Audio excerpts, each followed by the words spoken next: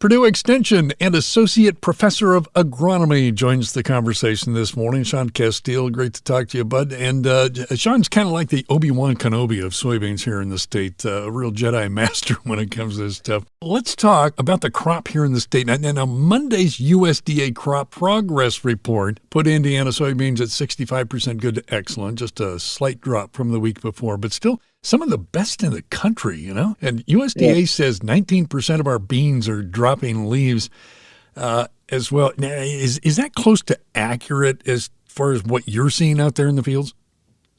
Yeah, this crop certainly had an interesting start, and then we get some rains in the middle of summer, and then where we're at now, crops still have some pretty good yield potential. I dare say this 65% good to excellent, it is assuring. But there's some areas that are having some tough goes with this. So we have been getting dry over the last couple of weeks. If you look at a drought map, Northeast area, you guys have gotten into a D1 stage where the last 2 weeks has been really dry. And so, growing up, Grandpa talked about what month makes or breaks soybeans, and we would say August then. Yeah. Well, now it's the last 2 weeks of August and first 2 weeks of September. And I think we got some good beans. I do think some are taking a little bit of a hit with the last couple of weeks. Yeah, and you talk about those last couple of weeks. They've been kind of a critical period for the Hoosier soybean crop. And that last round of hot, dry weather wasn't helpful at all. But going in, I kind of figured our soil moisture levels, over 50% adequate to surplus, would kind of help carry us through. How badly did soybeans really get hurt by that heat? Well, heat is the direct relation with the soil moisture, as you indicated. And so if we had fields that had good soil moisture and have the root systems to access it, I think that they can weather the storm, or in this case, the lack thereof.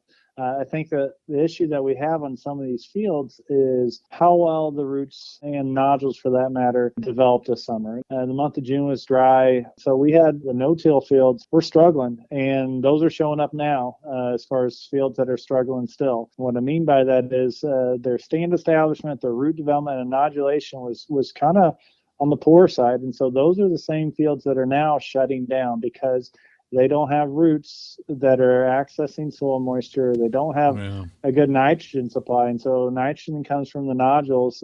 Over half of our nitrogen comes from nodulation. So if we had issues with roots there, we have issues with nodules and fixation. So those are the fields that are kind of shutting down now and taking it on the chin a little bit. Yeah. You drive along the road and you look at some of these bean fields and you go, man, that is a good looking field. Then you talk to my agronomist friends, like you, and you guys are telling me, well, there's a bunch of, pods out there, but there's some of it that there's nothing in it. And then there's other one that are only 2 bean pods. And I've been asking the question now, these beans that are in the pods, are they like BB size or are they like green peas on your dinner plate?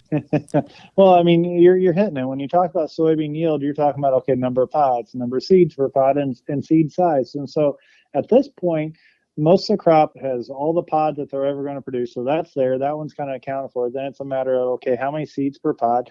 And so we've got a few of those kind of moving targets still, not as much, but now it's the final one, the seed size. And so it depends on those that had a good root system, good nitrogen supply.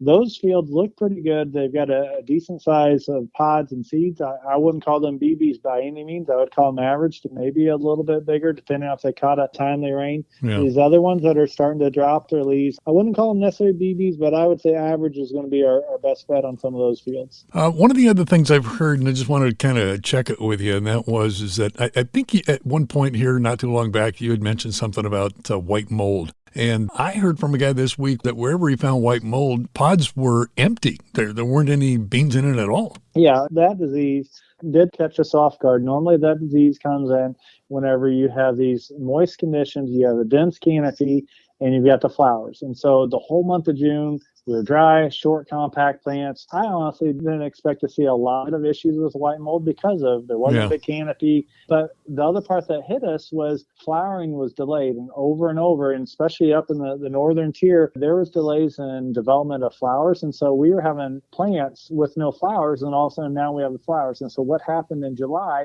is that we had flowering that was later. Now we had rains that returned in July, so we've got the environment that was conducive for that white mold infection. And once you have that infection comes into the flowers themselves, and I mean, it can just flat take out the whole plant. So that's where you're seeing plants that are just completely dead. And then if you got a dead plant, you can't fill out those pods by any means. Yeah, exactly. It's all over at that point. Final question. USDA still has the Indiana soybean yield at a record 60 bushels an acre. I saw recently you weren't quite so sure we're going to make that. Yeah, in fact, a couple months ago when rains were coming back, I said 60 bushel was my guess. And so in August, we had 60 bushel. A month's gone by and they're still at 60. I'm not. I don't see us getting there with what we're having in terms of this late season drought. Then also, we got a lot of fields that have got the nitrogen issue occurring with poor nodulation. And so I don't see us hitting that number. I say that's going to come down a tick or two. Maybe in the 58, 59 bushel mark is where I think we're going to end the year. All right. Shaun Casteel, he is my go-to guy, kind of an expert when it comes to soybeans here in the state. We sure appreciate your time this morning, bud. Thanks, Rob. Podcasts by Federated Media.